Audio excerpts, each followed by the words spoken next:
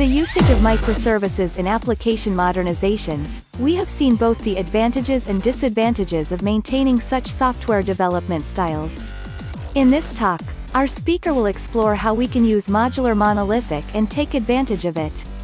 He is currently the Java User Group leader of Java User Group Philippines, an author for Fujay Community, and an open source contributor.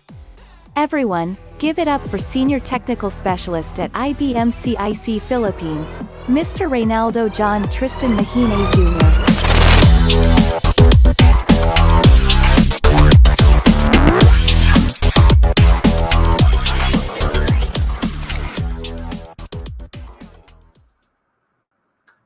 Hello everybody, and welcome to my session for modular monolithic in practice, and we will explore it through Java. Okay, I'm gonna share my screen now.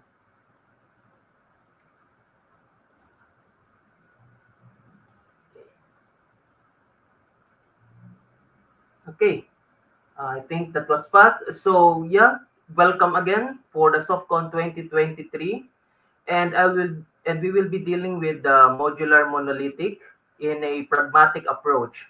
So this time we will explore it via theoretical and practical. Okay. Next slide. So I'm gonna introduce myself. So I'm Tristan Mahinay. You can call me Tristan. I am a senior technical specialist at IBM. I'm also the Java User Group leader for the Java User Group Philippines. I'm also handling internally at IBM the Java capability, and also an open source contributor focusing on Quarkus, a microservice and Kubernetes framework. And here is my email and my social if you want to connect and ask some questions about technicals. Introduction. So in this introduction, I will be having the fundamentals first about modular monolithic. So before we have a deep dive on the modular monolithic, on what it is, we will try to understand first what are the problems, why we want to use this, and then when will we be using this, and also how we will be using this. Okay, so for the first slide, before I show the graph, so we will be dealing now with complexity. So yeah, complexity in technical terms is how is your software related to each other, how it is, how one change can affect the other. So that is part of some of the complexity, and what are the effects of use of a complex structure in your code. Okay, then the next one will be our first graph. Okay, so yeah, the graph is kind of, I don't know if you are familiar with the terms, but I will be explaining this one by one. So in the x-axis, it will be the granularity, meaning how the services are decomposed to each other, starting from the big ball of mud where your services are very tight to each other, and then up to the distributed big ball of mud where it is so shallow now that your logic inside of your services is very obvious, and it lack a complexity in dealing with the integrating to other subsystems of your software. And then on the y-axis will be the complexity on how hard it is now to maintain it. So in the middle is a modularization. That is the one we will try to explore until the last session. So firstly, the green line, which is the local complexity. So if you deal with the local complexity is the one that is the complexity inside of your application without interacting first to other services. So how is your services now is decomposed to each other? Like, is it your services are doing the right thing inside your application, or it is just that you just inject it and have a band-aid solution when you develop your application. And then the next one is now the global complexity. The global complexity now includes on how you interact now remotely to other services. So this one is the worst case of this one is have too many global calls, or it is called your too many remote calls. Like you have too many REST API calls in your application, even though some of that REST APIs can be achieved within your application. So the worst, or the two worst cases from the first x-axis will the big ball of mud, which is you lack cohesion here. Your services here don't know each other, but they are related in reality. And then the other one is the distributed big ball of mud, which is also called a failed microservice. Your microservice now is calling each other in a acyclic format, meaning they are calling in a never-ending loop. So that's why some of the microservices calling each other have this very high latency, because they're just calling each other in a round robin format. And then the one that is the our target will be the modularization. That is, we are we are balancing the global complexity, the remote calls, and also have a higher interconnection with our services in our single application. So yeah, just remember the two complexities, and I think you have already encountered this in your professional life. I think that the term is just very technical. Okay, so the next one will be, so over optimization of local complexity. Your services, you are optimizing very much your code in your application, even if it doesn't need to be optimized that much. It is also called over engineering inside your application. It is just like, I think I will need this in the future, so I will put this in my code. So that's why some of the applications is called it converted to a big ball of mud. So it is just inside one of your application, no remote calls yet. Okay, the next one, over optimization of global complexity. That's why there's called a distributed big ball of mud. So I want to create so many microservices, because maybe in the future I will call this one and that, and then the requirement of the client suddenly scrap all of that. So yeah, you have now a distributed big ball of mud. You have a technical debt, and the succeeding task that you will have is to clean that all in your work. Okay, next. So the problem, so the anti-pattern. So I've discussed earlier the anti-patterns, the one with the big ball of mud, and then the distributed big ball of mud. So let's try to have a more detailed description of both of them. Okay, anti-patterns first. Big ball of mud, it's a failed monolithic. Your single application has suddenly failed in a because of the developer has put some band-aid solutions that is keeping it forever, and then it became a legacy one already. So the next developers, so the next developers also do that, and so on and so forth.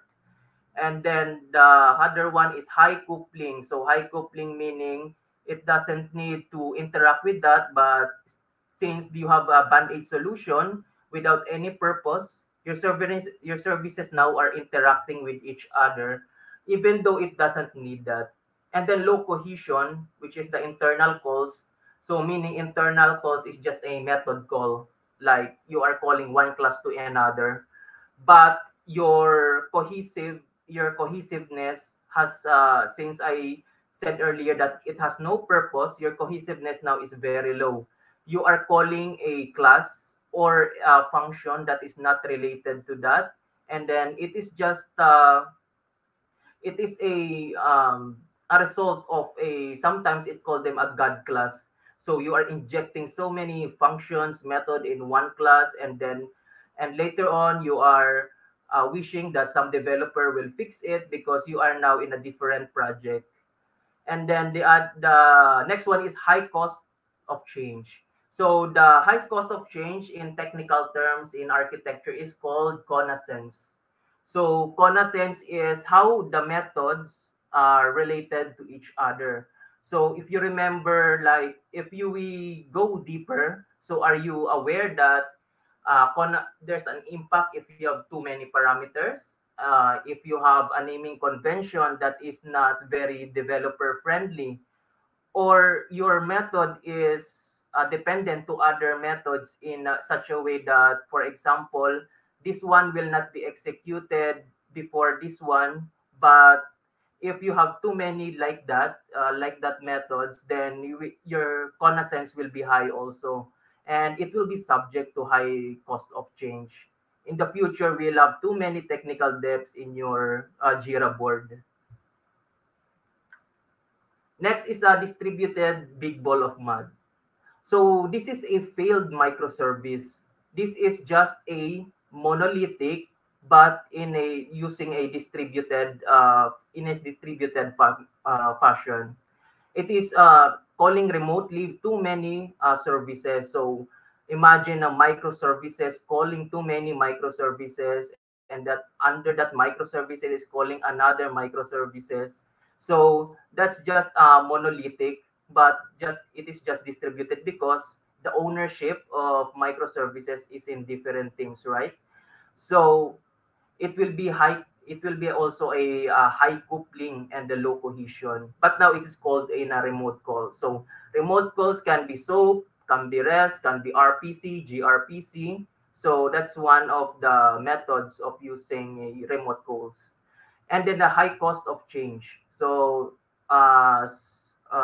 similar to the big ball of mud, the connaissance or the high cost of change is also very high on this one, because it is now calling too many APIs that is not part anymore of its domain.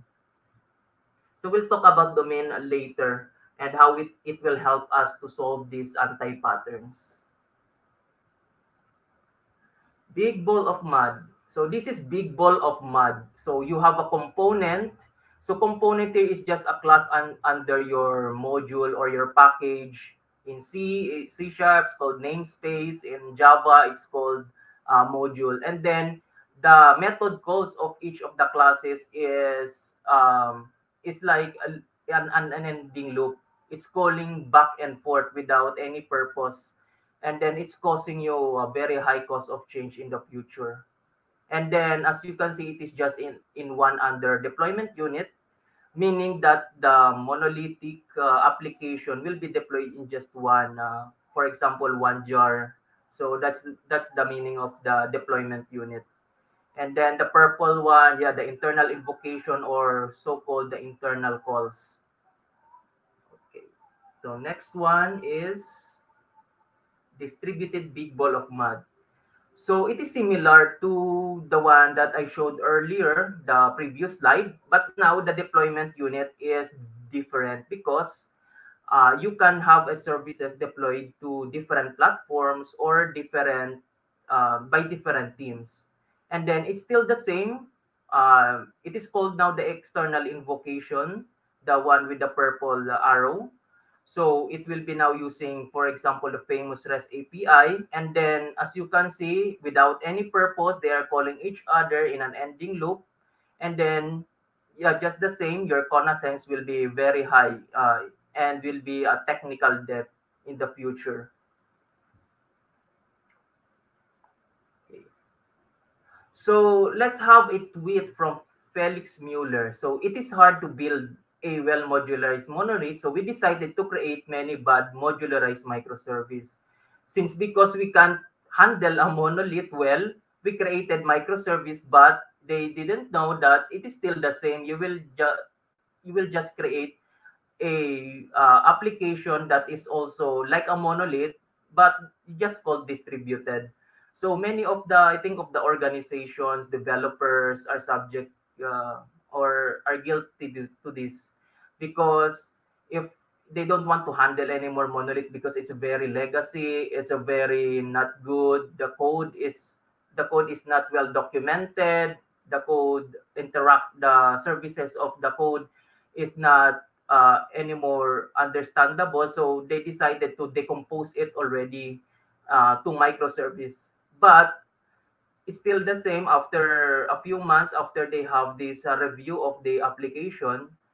It's still the same. It's like a monolithic after all. It's different because it's just using an API call. So cost of change. Let's see the cost of change. So I've said earlier, Conasense component need to change. The components need to change to maintain overall correctness of the application. So if you change one of your method, or if you change one of your REST APIs, how it is can impact the other application. So if it is very quick, very low, then your Conasense is good, it's low. And if it is not, it can impact many teams. Unfortunately, for microservices, it is evident. So there are techniques to avoid that, but we will not discuss this since we will focus on modularization. But there are techniques to avoid that. And but for the monolithic application, the yeah that's why you are refactoring too many codes, because your connaissance is very high in your application. So let's try to see the graph. So as it's related to the first graph, but this now you will see that the y-axis is a cost of change, and for the big ball of mud and the distributed big ball of mud, the change is very high. And then our target is called modularization.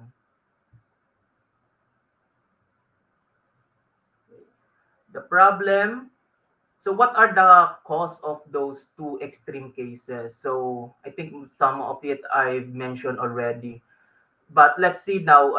This is these are the metrics that is causing those big ball of mud and distributed big ball of mud. First is low cohesion. So your modules or your packages, your classes inside your application is not that very cohesive. It's not relating to each other. That's why it's called injecting too many codes in your application. Even though if you rearrange it, your code, you can have a relationship with it. And then the next one, high coupling. So high coupling, they are very dependent to each other. So they're related to the cohesion. Your coupling is very high. So without a relationship, then you will just calling a function or a method, a class that is not related to your specific jurisdiction or domain. High connaissance. This is the one that if you code something, then you are not very keen on what you are doing. Like, I just name it like this. I just put parameters as many as I can. I don't consider any design patterns. And also for example, if you have too many if in your method, I think the suggestion will be two if in one method. But if you have too many if, more than two, then that's applicable to be on high connaissance. And also if it is very dependent on the execution of different methods, like it will be just called if this method is called, then it is susceptible to a high connaissance. So these three metrics, I call these metrics because this is also used for modularization. So these three metrics, if not solved immediately, then you will have the case of the big ball of mud and distributed big ball of mud. So what are we trying to solve? So let's try to explore now how will we solve those extreme cases, and we will have a high cohesion and low coupling and low connaissance. Functional cohesion.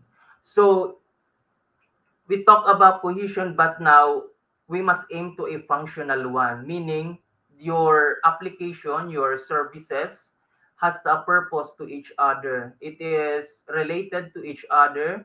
So they are now, if they are in one of your module or your package, then if we see this, that it really makes sense that they are in that particular package or module. So that's what you call functional cohesion. A system that is fit in our current environment. We don't want to create a system just because we want to do it, and then in the future, we just we will have a wishful thinking that in the future it will work. So we must also have a plan on our current environment. Plan to create an application in our current environment. So what makes sense in terms of what we have, the resource, the constraints, we must consider that in the present in creating that system. And then given the constraint that we have, what our priorities. So we have the constraint, there's no perfect system. So later on I will show the characteristics of the modular monolithic and why it will make sense on some of the scenarios that we have when deploying an application. So let's go now to architectural thinking. So architectural thinking is not thinking about the best or the best technology that we will use in our system. So it will be the trade-off. So meaning, given the constraint, given the environment that I'm in, what should be my priority? What should be the technology that makes sense at the moment? And then yeah, later on we can have a refactoring of that. And the modularization is one part of that, since it will make sense if you refactor something in the future, then you have already established a potential system to do that. So some quotes that I have is from Mark Richards and Neil Ford: never shoot for the best architecture, but rather the least worst architecture. So just create a system that is simple enough given the environment that you are in now. And then there's no right or wrong answer when architecting or creating a system, that it is only trade-off. So if you um, if you prioritize some, for example, security, then you will trade off some of its parts, like being the performance of it, because having a secured application will reduce your performance. And then there is no sense in talking about the solution before we agree on the problem. So the problem must make sense first before we create a solution, an implementation to create our system in our current environment.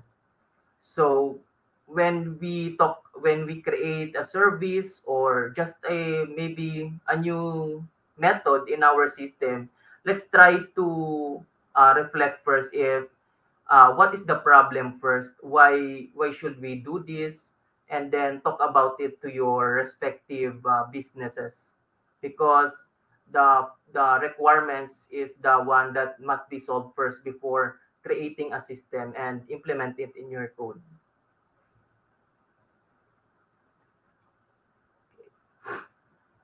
Next.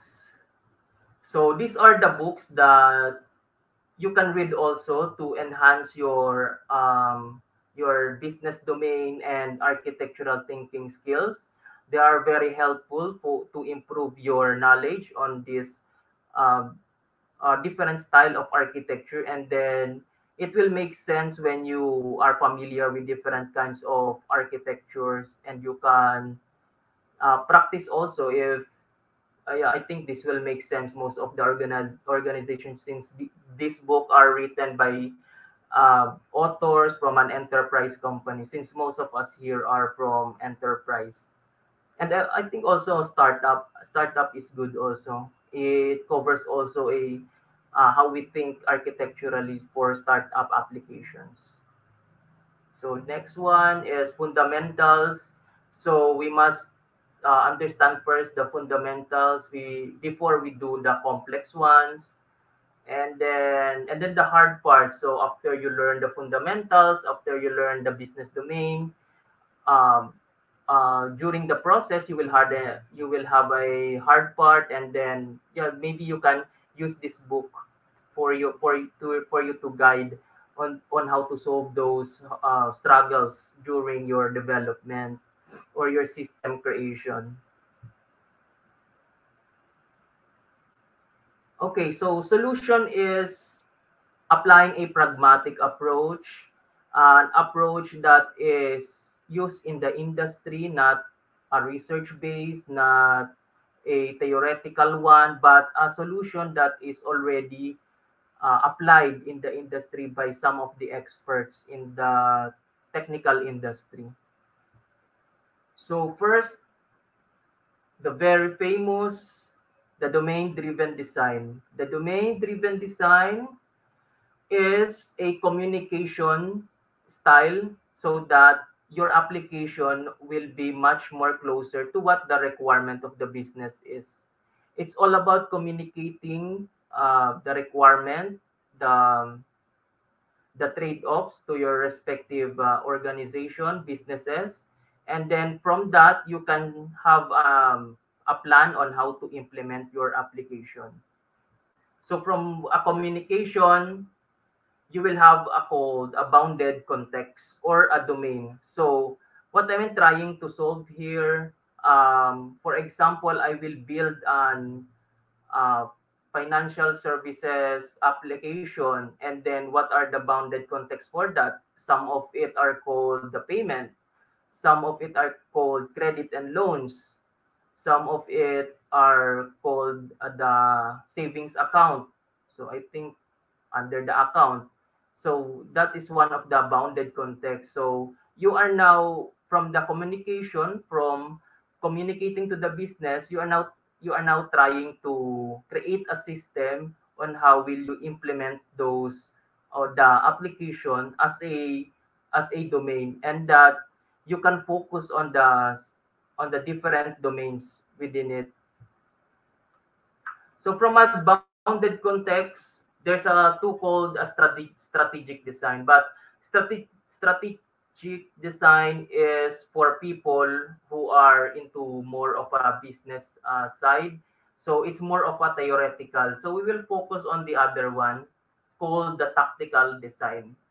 The tactical design is the one, what is the system that I will implement? What is that makes sense to the bounded context, the domain that I'm trying to solve?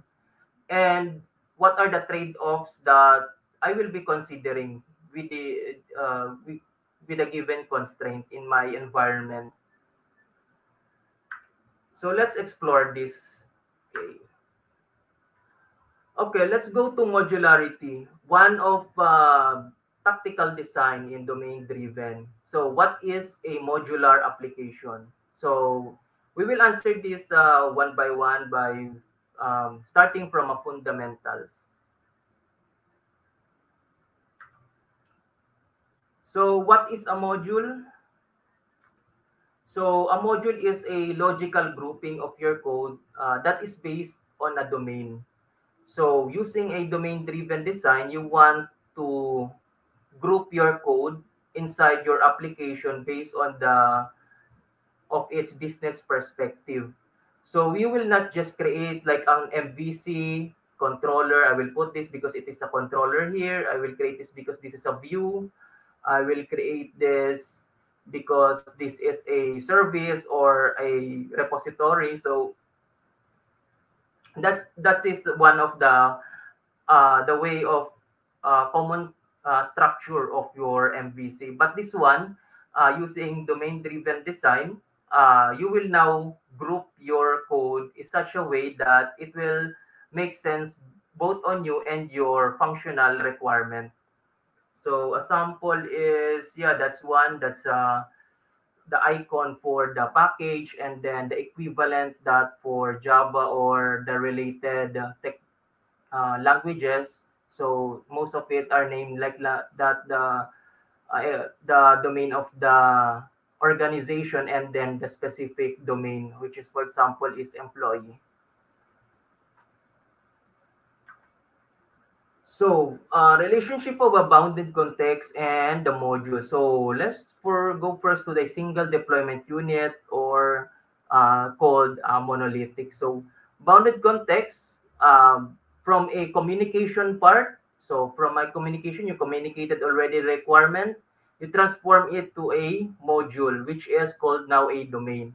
And then a module is part of a bounded context. So, a bounded context also can have many modules, if you will. And then that's also true for another bounded context and another module for that. So this type of work is like called a decomposition. There, you are decomposing now the one communicated to you to a technical, in a technical manner. So from a functional one, you will convert it to a technical in your code, so-called module. And that's also evident for a distributed deployment unit called the microservice, if you will. It is the same. So, for example, since the deployment unit is different from each other, so one deployment unit can have already a one bounded context or one domain that you are trying to solve, and then the other one is the other one, like the first one can be a savings, the other one can be a credit. So you will have different microservice for that. So they are trying now to solve different domain perspective. Okay. So let's go now to so monolith. Let's go back to monolith. So monolith, if you will, is also like a composition of modules. So when you say modularity, monolith also is composed of different kinds of module, such that it is just in a single deployment unit. So components are packaged in a single deployment unit. So some of the components here is called the module, and we erase first the domain. So it is just a component. Without domain, it is just a component that is in a one application, and they are that are in the services within that component or module are interconnected with each other. So that's why they are called internal calls within the application. So just like that, you have an internal invocation, one single deployment unit, and then module that are interacting with each other. So later on, we will be using this to back up the modular monolithic application. And then microservice, component interacting remotely, different processes, different platforms, and then are composed of services that are now independent of each other. So since you already created a different services in a different platform, it is makes sense that the services that the one is created is independent to that the one created by the other microservice. So that's why there's different teams on both sides.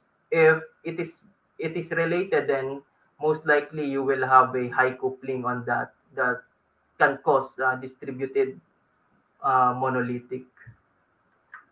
So just like that, they are interacting with each other, but they are just independent since they are deployed in different platform. Okay. So we will have a comparison between a monolithic and microservice. So the other one is one artifact.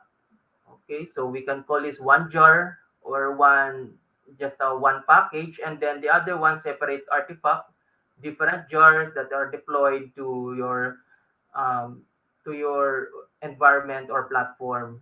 And then since monolithic is just one application, it is considered too easy to refactor since you will just refactor one application. You will not go to other repositories, fixing another code. Unlike the microservice, it is difficult because you will need to communicate now to the other teams because they are the one created that application. So you will need to understand first why the domain or the context of that application is like that before you fix something there. Else, you will have difficulties. And then method calls for the monolithic, it is very obvious. And then the network calls for the microservice, the APIs. The other one is single deployment. So you will deploy, for example, in cloud, just one application, a big application, just for example, to the cloud. And then the other one are multiple deployments. So other teams can deploy already their application without knowing that they have changed and they don't already communicate with you. So that's why it's difficult also to communicate through microservice. And then the other one is one database. The other one can choose how many database they want because their microservice is different from each other. Some of them can have no SQL, some of them have relational. And then the next one is transaction. So you will be dealing just transaction within your application. And then the other one, in terms of transaction, it is called eventually consistent because there will be a network call. Having a network call can have a latency since it is evident that it will fail. One of the microservices can fail, then the data from one microservice is called eventually consistent, meaning uh, it has not strong consistency. Unlike in your monolithic application, if you commit if you commit to the database, it will be committed immediately. But in the microservices, it will have a latency first. And then the other one, scale as a single unit. So your application could also scale, but the whole application is the one that is being scaled. And then the microservice is the one scaled separately. So the services here already have independent choice on how they scale their application. Sometimes one microservice can scale because that microservice is the one being hit by many requests. Unlike for the monolithic, if one component is just being hit or one module is being hit by many requests, then still the whole application will be the one being scaled. And then owned by a single team, and then owned by multiple teams. Therefore, if they are owned by different teams, they have different platforms, meaning different cloud platforms, different on premises or hybrid cloud platforms. Unlike on monolithic, most of the time it is just a VM, so it is just one platform. But if they migrate it, then yeah, just still one cloud platform. So the next one will be, so monolithic makes sense if you have simple applications. If you're just starting your application, you're just in the MVP stage, you have a small team, and then it is good for projects that is on the early stage, meaning they don't interact with large teams, unlike the microservice, which is the one fit to those. So that large team can be called distributed teams. They are in very different geolocations, so they are very hard to interact with. And microservice, it does make sense to that because there will be the one owning that specific service, and then large organizations, and then a complex application that I will be reiterating later on why a microservice should not be the first one you will create when creating a simple application. And then DevOps culture. So DevOps culture here is, so DevOps is not just a work, it is how, or the way you uh, create your system. So your application should also have your the standard, and the processes that you have should also cover your application, like you have rapid provisioning. So a cloud platform is very good for that. And then a good pipeline. For example, if you have a GitLab workflow or a GitHub workflow, then it is very useful to use that kind of technology to have a faster time to market when dealing with the DevOps culture. Next, layered architecture. So I will be showing you the most of the common architecture that most of the time some developers are not aware, but they are coding in a layered architecture. It is the usual way to create an application from scratch. If some of you are creating an application like Spring, the tutorials there are using layered architecture. So it follows the technical partitioning, meaning they are partitioning the code. They are putting it in your packages in such a way that uh, very technical. So this technical will be this one. So first, for example, if you have a code for employee, the first technical characteristic will be the web or so-called controller. So if I want a payroll control, I put it already to the controller package. If I have a employee controller, I will put it already to the controller package. So most of the tutorials is like that, layered architecture. And then business logic is the service one, the persistence is the repository. So so if I have a service, I put that to the service package. If I have a repository, I put that already all in the repository package. So that's the layered architecture. Now, what's the problem of that? We go back again to the big ball of mud. Since I put all of my repository to the repository package, the service to the service package, and the controller to the controller package, the employee now can call the repository of payroll even though it doesn't have a relationship to it. So I can call a package on the I can call a class on that because I just put it immediately to one of the package, and I can call it because why why can't I that, because the class is already, for example, it's already public, and I'm a developer, I want to call that. So yeah, I just call that because I want a band-aid solution already to my application. I want to deploy it because my manager is already angry and I want it to stop this. So I do that. So that's why the layered architecture is susceptible to a big ball of mud. For most of the time it's for the monolithic application, and then sometimes it's in microservice also is susceptible on that because that's the way we code it in a microservice also. So let's go now to modular monolithic. It is not a replacement to microservice. As I mentioned, we are dealing with trade-off. We will not be dealing with the best architecture. We want an architecture that makes sense on our current environment. And modular monolithic is one of an approach for a simple application. without using the one with from the monolithic. So it's a stepping stone to microservice. Why?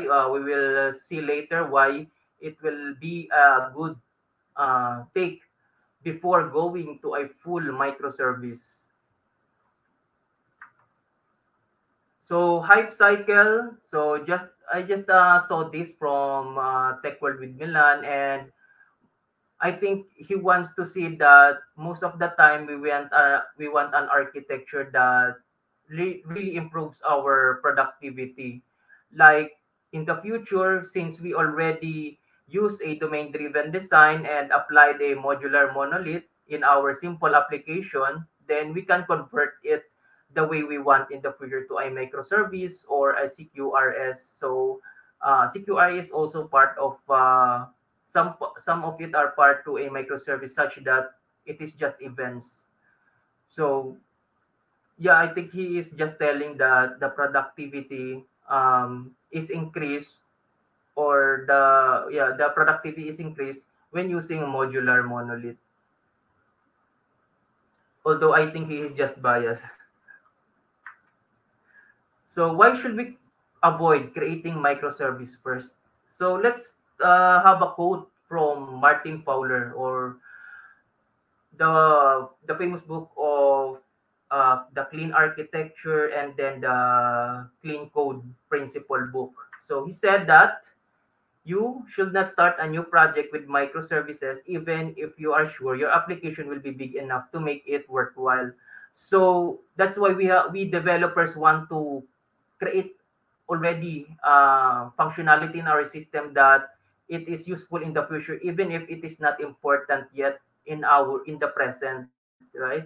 So we inject too many functions, we create many services even if it will be stuck there, and we don't know if it will be used in the future.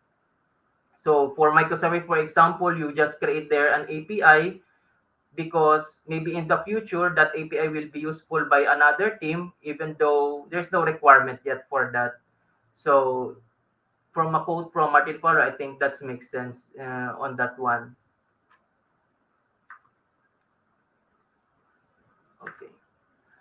So why we don't create it in the when we start our application? Because Yagni, you ain't gonna need it. So you don't need at the moment. In the future, maybe not. So just stick with the present. And then domain boundaries. So this is the one given by the modularity benefit of a modularized application. So I have some description. So build a simple structure first. Sometimes they call it KISS. Keep it simple, stupid. You just create application as simple first, and then avoid premature optimization. So the right term for that we developers creating too many functionalities even though that is not in the requirement is called a premature optimization. We are optimizing something that is not worthwhile, that is not productive, and we are just frustrated why our application is very degraded because we are also the one who made it that way.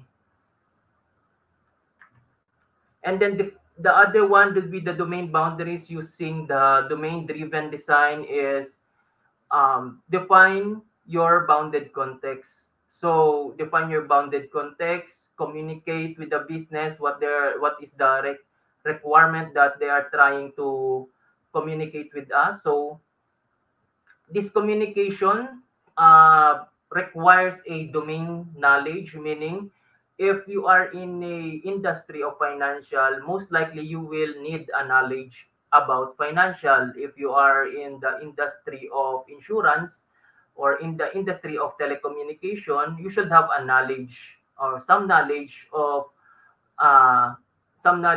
about the domain languages that they have. So the communication that the domain driven design is telling about is that it is not about the technical terms, it is about the business terms that they are comfortable with understanding.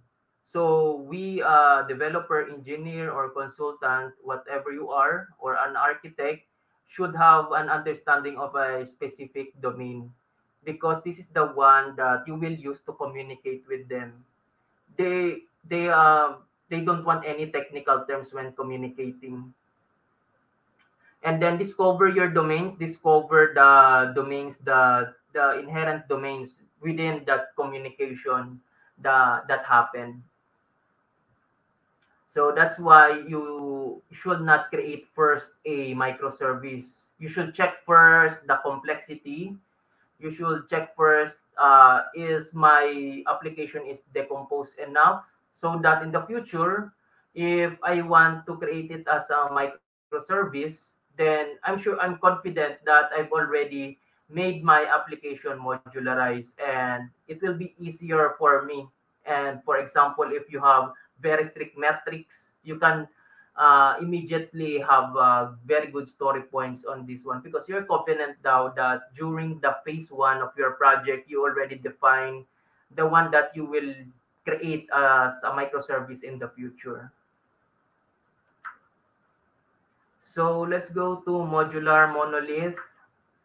Monolithic architecture that is represents its functionality based on its domain area. So uh, when we do the monolithic, we didn't specify yet about the domain-driven design. It is just a literal module that we put the code into it. But now the module that the modular monolithic is referring is, there's a purpose of it. Why is it a module? That's so called the domain area. So for example, the one earlier, the employee can be now a domain area, not just a literal package name. So this now the domain areas. Okay, so if you see, it's just like monolithic, but if you go now to the green parts, I call it now domain A, domain B, domain C, and domain D, not the module anymore. So this one has already a bounded context within it, with the right communication with the business, and then it's still a one database in a single deployment unit.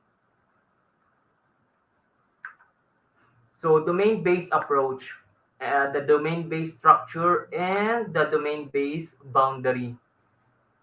So the first one, we will discuss the structure, group of your codes and directories as close as possible to the defined domain. So as I've said earlier, you must now group your codes. Technically, it is done by module, by using module, but you must group it, your codes and or directories files, as related as possible to the domain that you are solving. Domain-based boundary, with the help of bounded context that you have already established, we define the purpose of your code in a functional way. It is not anymore in a technical manner, but in a functional one. So in terms of, for example, for testing, you know already that this one is for the functionality, for the employee functionality, for the credits or loans functionality of the savings. So it gives you a hint on what is the classes, codes in a specific module they are in. So what is the value of modular monolithic? Um, since I've already showed what is some of the modular monolithic, what it is for me? Why should I use it?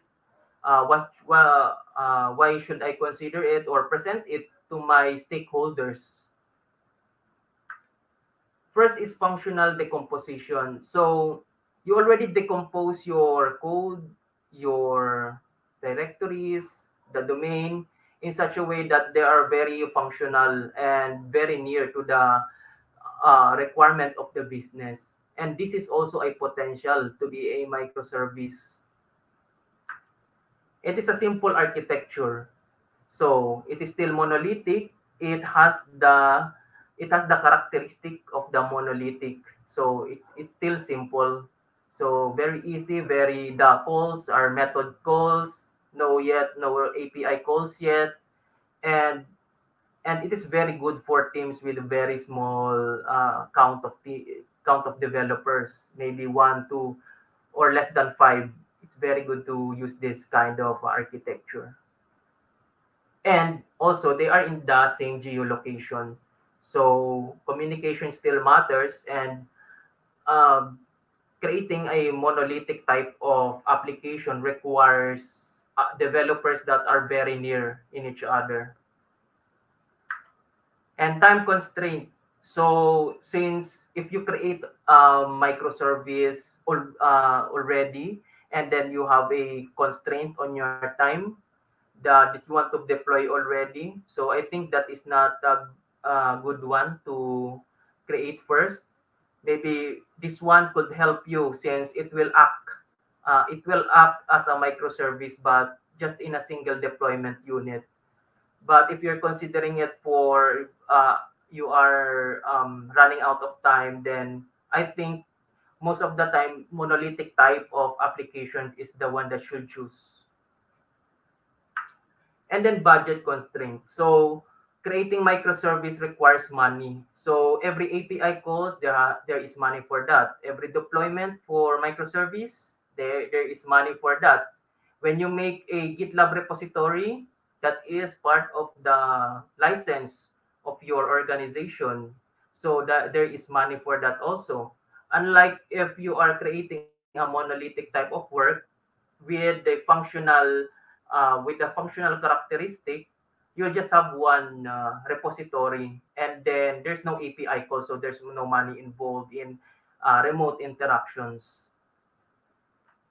And then budget constraint also is uh, can include for the count of the engineers or developers. If they are like laying off engineers or developers, I think microservice is out of option anymore. So you should go back to monolithic. Yeah, in my experience, monolithic will be the one dealing with that. So modular monolithic architectural characteristics. So given the one I said about architectural characteristics on the most of the first slides, so it this the one in the y-axis is the architectural characteristic. So let's go first to the availability, scalability, elasticity. So this one is more of a kind for microservice. So that's why it's very low on the for the modular monolithic, because it's still a monolithic type of application, and being available, it's very obvious that when the application is down, then all is down. And for the scale up and then for the scalability, uh, it's just one application. If you scale it is not scaling the different parts of your module, but when you want to scale just one of your specific component or the module there, then you are just scaling the whole application also. So it's very low. And elasticity, and then tolerance. So for tolerance, when an application is interacting with your modular monolithic, when the modular monolithic is uh, I think it's down, and then yeah, there is no solution anymore, since it has very low for the fault tolerance. And the good part is for the maintainability, it's kind of, I think it's for me, I think it's a 50-50. It depends on the developer on how they are well trained on how to think like in a domain perspective manner. So if they are trained in a layered architecture, maybe sometimes they the practice of creating application in a layered architecture uh, will be will be used in a modular monolithic application. So kind of 50-50 on the depends on the developers. And installability called the deployment. So since the deployment is just one deployment, then unlike the microservice, you can deploy um, faster. But here, since it is a big package, sometimes it is a big artifact, then the deployment of it is very large. So I set it to 50-50 also. And then the good part is, so simplicity, cost, and modularity. Simplicity, obvious. It is a very simple to create. The cost of it is good also because you will save money out of it. You will not have that API calls or multiple repositories. And then the modularity, which is the one that it is being endorsed by this kind of architecture. This is, I think this is 5, since it will really have a modularized application. So that is the architectural characteristics for the modular monolith. So practical approaches or ways to create a modular monolithic. So technical partitioning. So this is the one I'm telling about earlier. So if you put application that is repository, that has repository in its name, that you will put it immediately to your module or your package with the name repository also, and then that is also evident for service. You will put it immediately to the service, and then domain. Sometimes I think I should call this entity sometimes, and you put it immediately to that package. So they don't have yet the functional decomposition when structuring your code. So that's a thumbs down for me because my talk is about modularization. Okay. And then the domain-based structure. So apply domain-driven design. So we will now try to structure our code based on the uh, functional way in our application. So firstly, you can so most of the developers I know use a Maven, but for now I chose the Gradle, but it's still the same. Maybe the syntax are different. The syntax are different, but it's the purpose of it is still the same. So expose each module as an API, and then minimize visibility of implementation. If we want to implement something, it should be the abstract or the interfaces that is only can have visibility on their implementation. So this is just like, yeah, there's a folder there, the API there called the employee and the payroll, and then that is the Gradle module. That is called the Gradle modules here. So this is the Gradle module, and then they are called now the API, since they are the modules is being called by other, maybe within the project. It can be also a different project. So it's still under the Java platform, and then there's still a package, but now the package is decomposed in a functional way. So for the employee, it will have the employee service, and then employee repository, and then the payroll is have already the payroll. It could be the entity, for example, for the Spring JPA, and then the payroll service, and then the repository. So they are now inside one of the packages. They are not partitioned just like the earlier one. So let's try to see that in a project.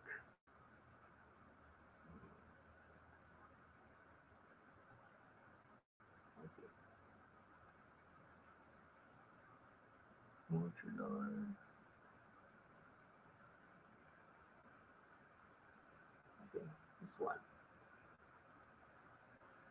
So as you can see, let's try this first. So okay, let's try to see the structure. So first, yeah, this is the one I'm talking about for the Gradle. So first is the employee here.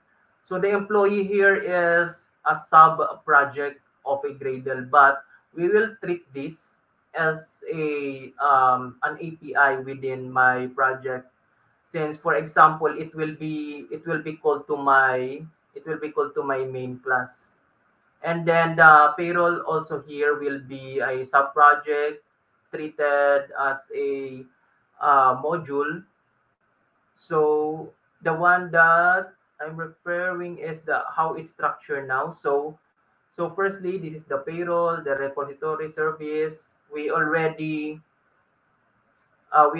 omitted the technical partitioning. So they are now a domain. So they are part of the payroll domain inside my modular project. And then that's also evident for the employee. So they are now part of the employee domain, like repository service and service employee. Okay. So there are three: employee, repository, and then service. Okay. So also, if you want to call this in a Gradle fashion, you should just could include this on your root project if you want to call this the APIs. So you may include that on your project, and then when you go, this is like the pom.xml on your Maven. So this one, yeah, you are implementing now an API. For example, the employee, the payroll. You could call you could call now um the classes within it. Since this is still public, so all of them are public interface public. So you could call that. The one thing the one thing here is um, this functional decomposition doesn't consider about the Spring Beans. So when you are decomposing this one, you are still accessing the beans. For example, this one,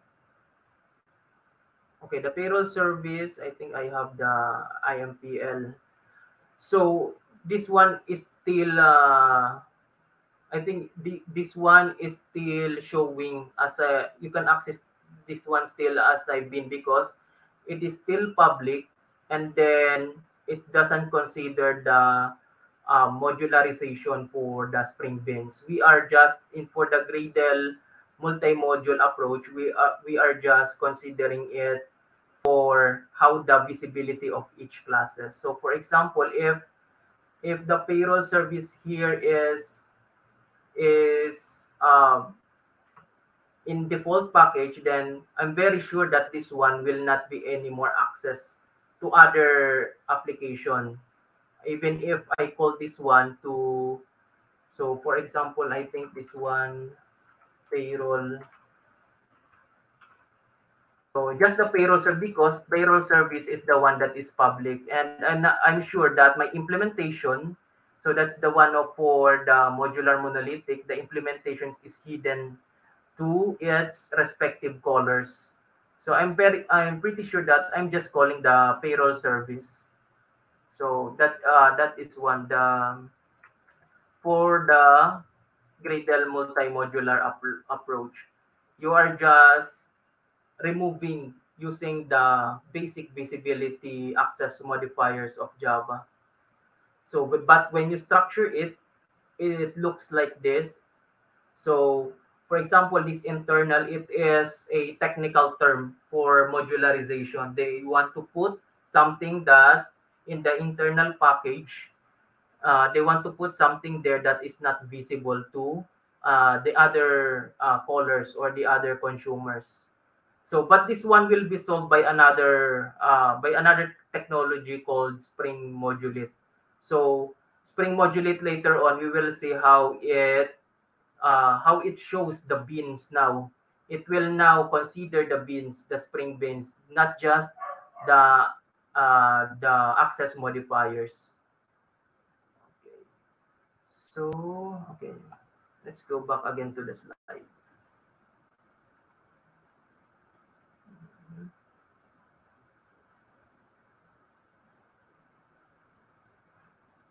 Slide. Okay, share. Okay, next one. So how do I verify modular structure using the Gradle build, Gradle multi-module earlier? So as an architect, as a developer also, you can do this. You can have a automated test for structuring your code. So for example, if new developer wants to inject some codes already and you want to verify that it's still conforming to the modular monolithic architecture style, then there's I think some of you already know, but let's see. The Arc Unit. So the Arc Unit is a free technology, free library in the internet. It's also have a GitHub page. So it analyze your packages, your classes, uh, based on the rule that you are going to make. So this rule, we could make a modular monolithic rule using a Arc Unit. So let's try to GitHub. Okay, I'm gonna stop and show the GitHub one.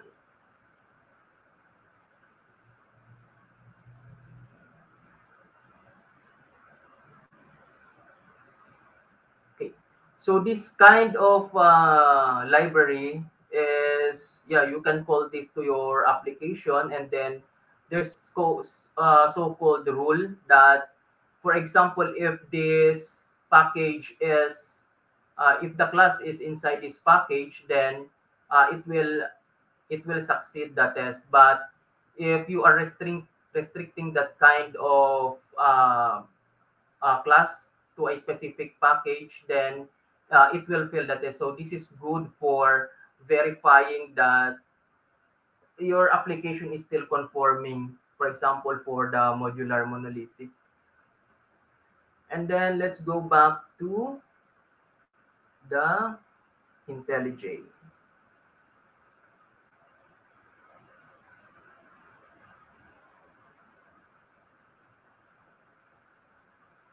And then modular Gradle.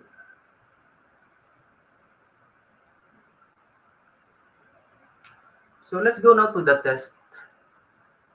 Okay. So some example of verifying the employee domain. So I will verify that the import package is the base import package that I will be verifying is the com.rjt mahinay. This is my application, or this is called the API package. And then I have a rule here that states that the classes inside my domain, this com.rjtmahinay.employee, should have a classes that have starting with the employee. So let's try to run this.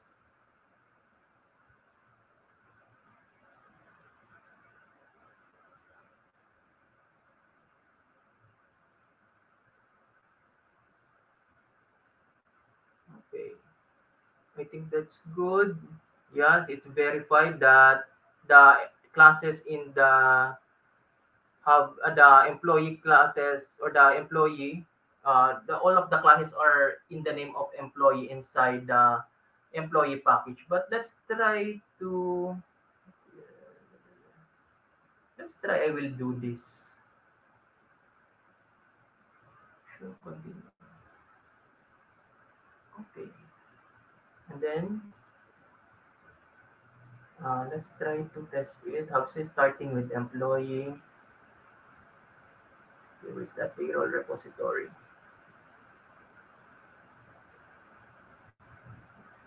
Okay, payroll. Okay. Let's go this first. Okay. Let's try if we put some of the other non-related classes. Okay.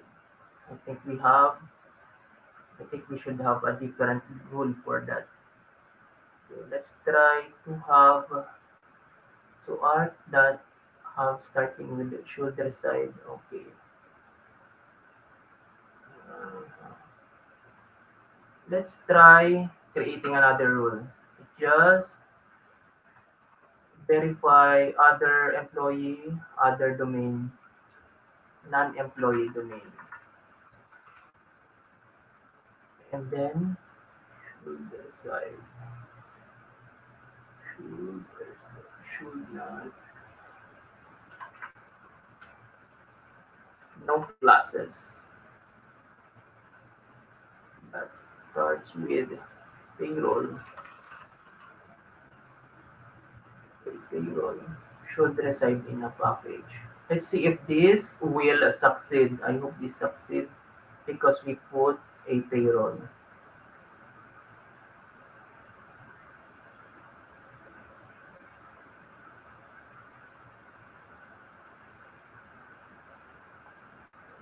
So what's that? Reside in no classes that's name started with payroll. Okay, it was violated 2 times. Oh, okay. So it failed. I think I was confused. So since I put a rule that the payroll should have no a the payroll should not be in the package of employee, the domain employee. So it was violated 2 times. So let's get this back to here. Since my test failed, and then try to have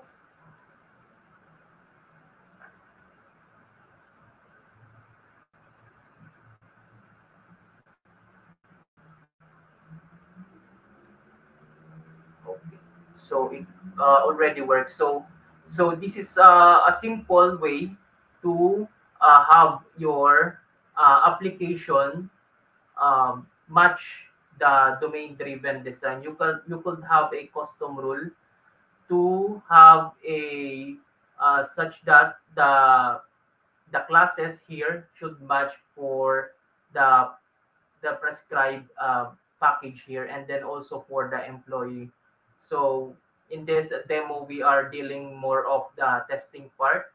So just checking the architectural aspect of your application. And this kind of test, although this is just used by the architects for their automated testing, you could also use this in your maybe you can propose this to your organization, an automated test to have to check the your application for the domain driven design.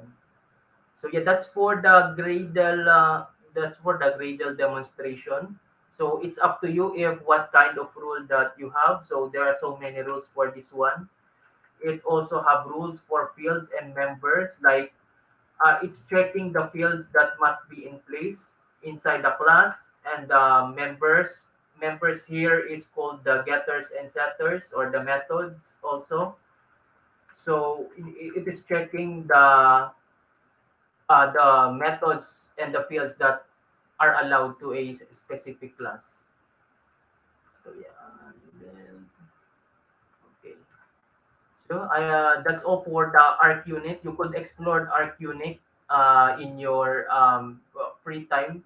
So if you want to create your own domain-driven design application.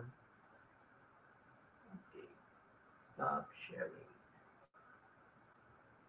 Okay.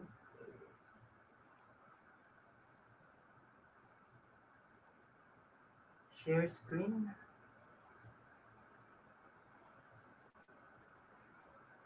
Okay, so we explored ArcUnit and how to create a simple test for this one. I've also checked out the GitHub for that, since it's very rich for your application, very rich API to consider for developing a unit test for an architecture in our application. Demo. Okay, so the next one is a Spring Modulate. So this is a new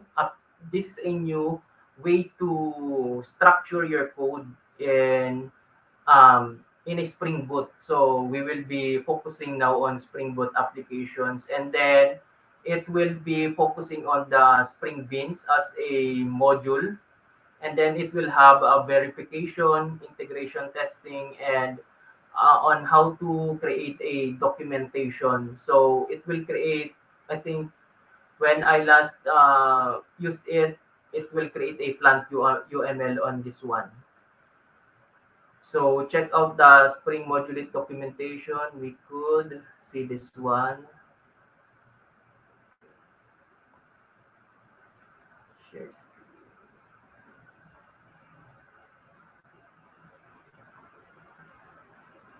Yeah, this one. So Spring Modulate, create an application, and then so the one that I've said earlier, you can create a plant UML kind of a file. So it will create a file and it will be in the document, a target folder. And then you could also test your application for the structure for this one. So let's try to have a demo for this one. Okay, later. I have still slide. Let's go back. Window PowerPoint. So how Spring Modulate works, aside from the Gradle module, which considers only the access modifiers of each of the classes, and then using Arc unit, you will test it so that the respective classes are in the right package. So what is different in Spring Modulate is that it is now trying to map the module here, which is a Spring Bean, to a specific package. So the package here, the module here will be converted to a package, and then it will consider that as a Spring Bean. So the convention here for the Spring module is that it is still the same. You will have the domain. It is now inside one application, and then there's still the employee, the service, the repository, and then the payroll service and repository. But if you can see this one, this will act now as a bin. So if one is calling the payroll service from the employee service, it will call now. It will auto wire now as a bin. So not just creating an object. And then if you are putting the class inside the internal, the Spring Modulate said that it should be forbidden, because this internal, this one will have the implementation. So we will not expose this to the consumers. Demo.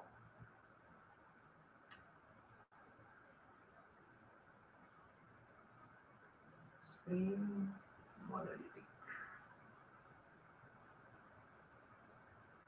Share present to audience. Modular Monolithic. Okay, so this is still a Spring project, but I will now be using a Spring Modulate. So this is a project under the Spring framework. You can call this one. This is already at version 1.0.0, but now I think this is now at 1.1. So we will try to see what is the what it is doing when using the domain-driven design. So I have still the employee. They are now in one folder in the source main Java immediately, and then they are still acting as a bin. And then this is a test, and then let's see how this test will we will see what will be the output on this one.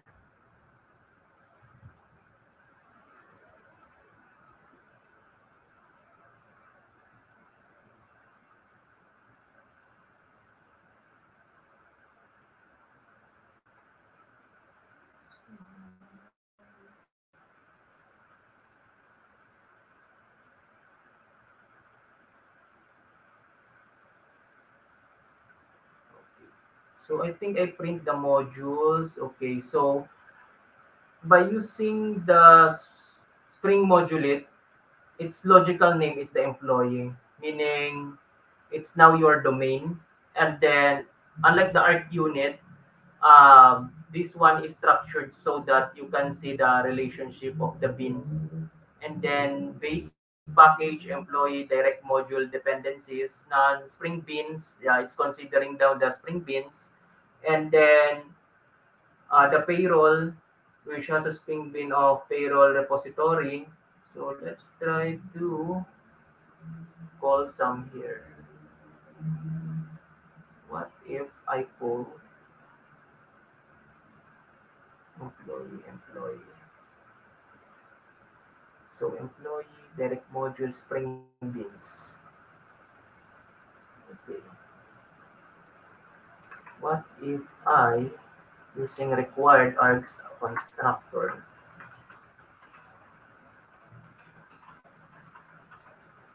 So I'm using, guys, a logbook. So logbook here is uh, kind of a tool so that you will not anymore create getter or setters or the constructors and their dependencies. So if you see here, I'm already will be having a constructor here immediately. So private final, I will call, let's see, payroll repository. And then if we see the structure,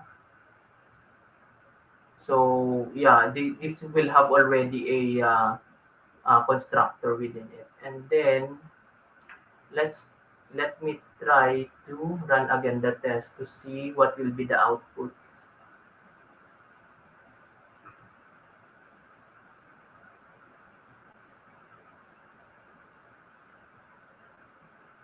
Let's see.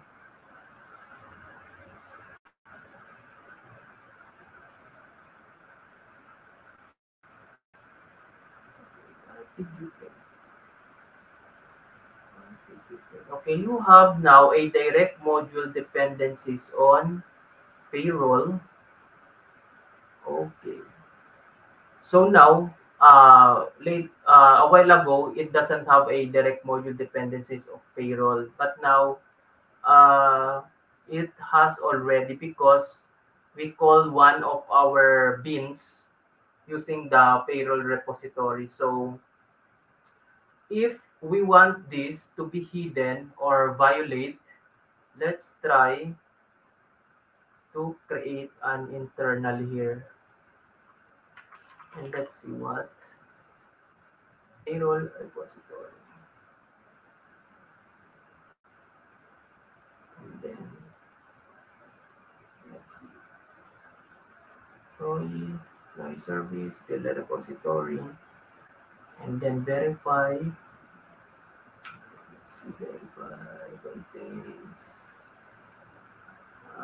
detect violations. Okay, let's try this first.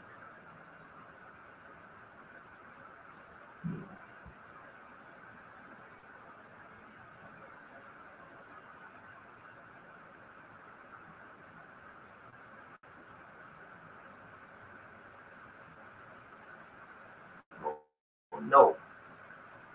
So module employee depends on non-exposed type, a repository with module, payroll. So now, when we use Arc Unit, we are the one explicitly uh, create a rule for that.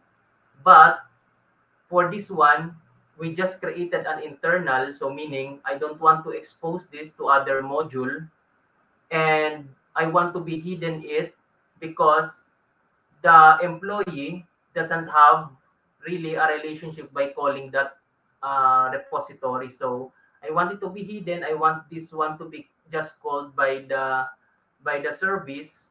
So I made it hidden, and then when I start my verification of my module, yeah, this is the output. So this Spring module, it is a good tool for you to detect your modular monolithic application, not just for testing, but if you create applications already modular monolithic, this can be a good start because you can already that unlike from the Gradle multi-modular, you will create different modules, and then the build time for that will increase because you will have different build that Gradle for that one.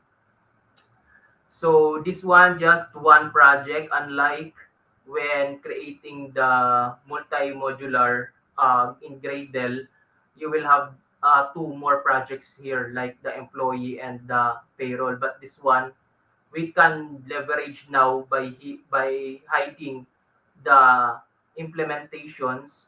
So I don't want to be this one to be seen to other application. So we will just create just another um, a package called internal, and definitely it will have a violation when you do all your testing. Okay, so that is one of way to create a modular monolithic application. So it's very easy to create modular monolithic application. The very thing first that you create first is understand first the bounded context, the domain, the problem, and then the technical part will be very easy because it is just one application, and then most of the developers I think are already upskilled using Spring. So yeah, I think this is good. So let me stop sharing, and then I'll continue my slide.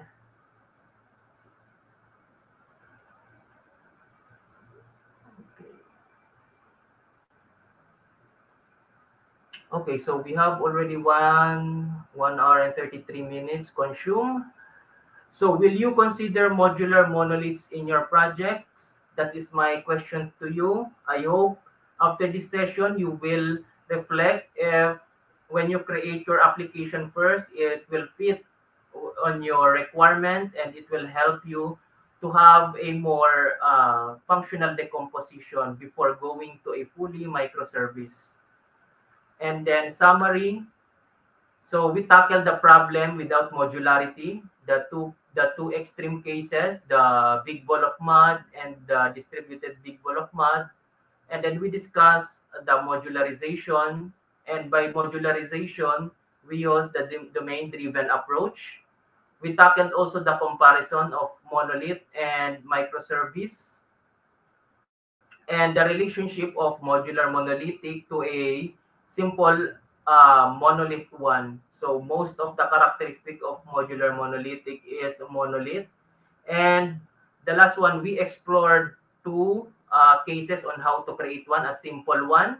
First is the Gradle multi-modular approach, which is you need an Arc unit in your unit test to see really if it will it will match the modular monolithic architecture.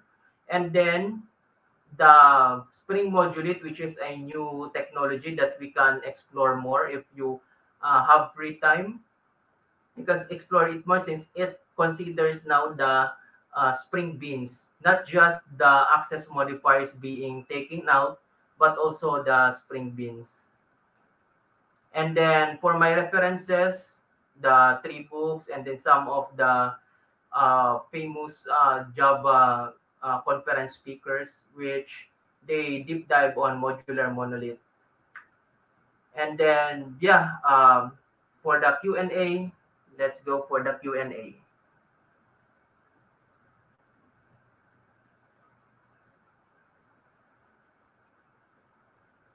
Okay, thank you so much, Tristan, for your presentation. Everyone, let's give our appreciation to Tristan by clicking emojis. Ayun. Now, moving on to our question and answer portion, we have here our first question from Ryan L. This looks great, although everything has its trade-off. Can you share at least one trade-off this implementation?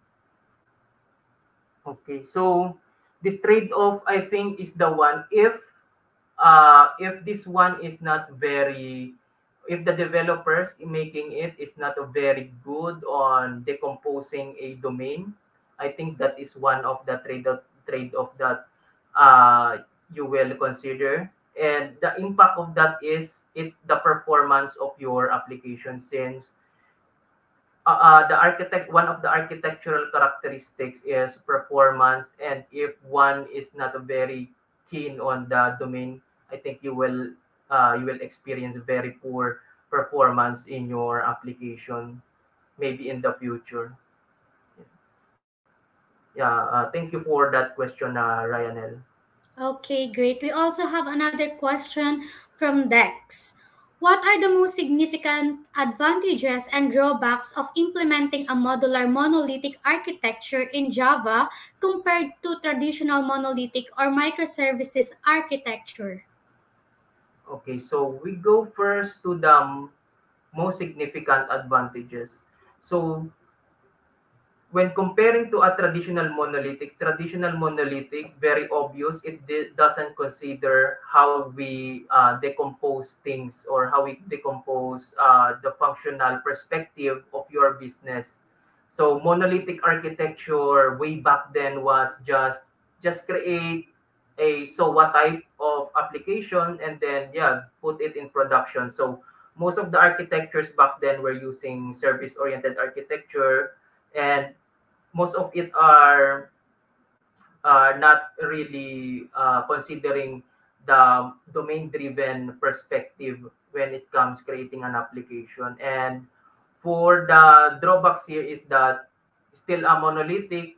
So one of the architectural characteristic that will be impacted is the availability, since we are now in the cloud platform era. So I think the modular monolithic is just very good for a starting project or MVPs or phase one projects, because it will impact your scalability, also your availability.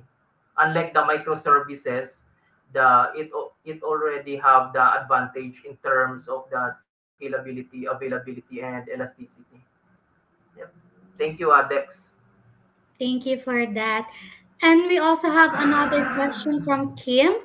Can you share a specific scenario or industry where modular monolithic has demonstrated a clear advantage over microservices in terms of development efficiency or cost effectiveness? So one of the industry I think is for the corporate technologies. This is called the back-end applications that is not very consumer facing. So you will just create applications just for your internal organization that is not very keen to the availability, the scalability of your application. So this is very good for creating just a simple application for them that is not gonna handle many requests or gonna send out many response to consumers. Yeah.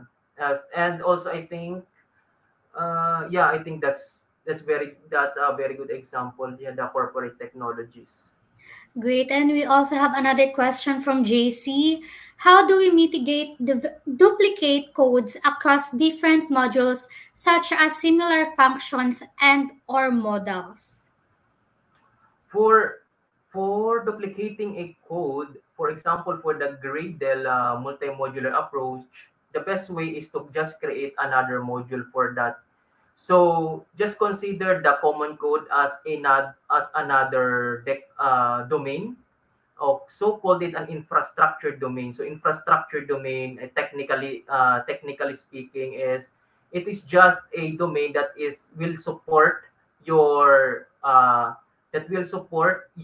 core domain. So core domains are like the one that I showed earlier, the employee, the payroll, and the infrastructure domain will be just the one will be supporting, so that it will be the placement of your similar or common codes and models.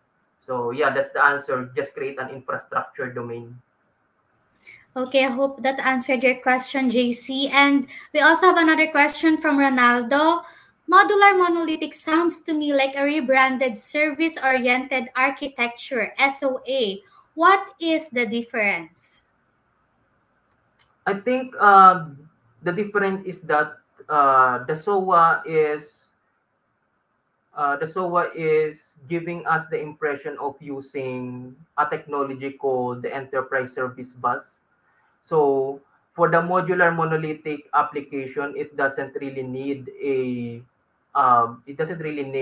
application integration application or the middleware. You can still use modular monolithic in your cloud platform immediately, deploy it a si- just like a service, like a microservice. But for the service-oriented architecture, I think the key difference is that it really needs a middleware for that. Yeah. All right. We also have another question from Mar. Should all projects start as monolithic? Okay. This is well, by default, I suggest that all projects should start a monolithic, so that you can have, or you can see the complexity within your specific domain. But there are times that your organization is very matured already.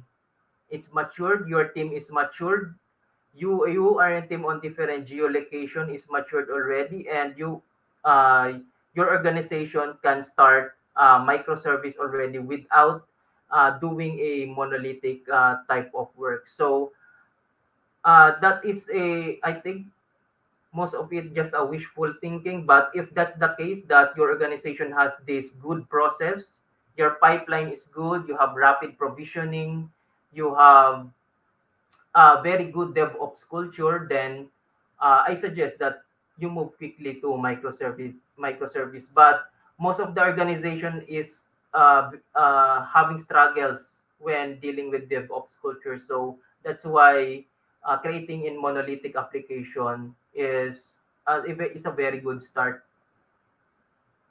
All right. And another question from Analo. How does modular monolithic be applied in our day-to-day life? So modular monolithic can be applied to your life. Let's go back to the way we think on domain-driven design. I think that's the significant part of modular monolithic. When we see things in a business perspective, in a requirement perspective, we will see that it's easier now to create systems because we already know what we are doing. When we practice that kind of thinking, we can share this to our team, yeah, and then yeah, just practice it. So this is more like of improvement of the way we think things when creating a system, not just not just going to technical immediately. Okay. And for our last question from Nino, how to maintain the balance between comprehensive testing and efficient test execution in consideration of compare and contrast the testing approaches used for modular monolithic applications and especially to those used for microservices. Okay. Maintain the balance between comprehensive testing and efficient testing executions used for modular monolithic application. So to maintain balance, I think this is more of the process of the way you do in your organization. I think modular monolithic could impact since it is still a monolithic type of work. Yeah, there will be struggles that your testing will still, your integration testing will still test most of the parts here. But the good thing here is, you, in a functional perspective way, you are now, you know what you are going to test, just like how you test in your microservice, that specific domain. So when you deploy something in a modular monolithic, and then you test it, you know what is your target. So yeah, this is more of like the tester type of approach. Just Okay, focus on the again. functional. Okay, again, thank you, Tristan, for your presentation, and to our audience. In case you guys have any questions to Tristan and our other speakers, you may engage with them through our Ermit Lounge. You can ask them questions. And before letting you go, Tristan, can I ask for a quick photo op? Sure, sure. Okay, 1, 2, 3. Smile. Thank you. Okay, thank you very much. So again, thank you, Tristan, and we have a lot of emojis for your presentation. Thank you for that. And for a few reminders to our audiences, before I let you go, guys, did you know that we have a leaderboard? Click the trophy icon on the top right of Ermi to see who's leading. Who wants to win an Alexa Echo from PSIA? Well, you better start tracking up points. We also have prizes for the top 10 from Globe Business and IBM. So how do you earn points and dislodge our current top 3 leaders? Update your profile, ask questions, answer polls, click emojis, visit the virtual booths, visit sponsors links, and more. In other words, please engage to our meet. This will continue until tomorrow. So we have plenty of times to earn points. We will announce the winners tomorrow late afternoon. And if you have a hybrid ticket, please download the Ermit app from the App Store or Google Play so you can continue engaging on the app even while you're at SMX tomorrow. And our registration opens at 7:30 a.m. at SMX Aura. And for virtual ticket holders, live streaming starts at 8:30 a.m. See you tomorrow. That's all we have. That's all the time we have for this session. Thank you. You may now exit this session and go on to the next. Bye, everyone. See you at SMX.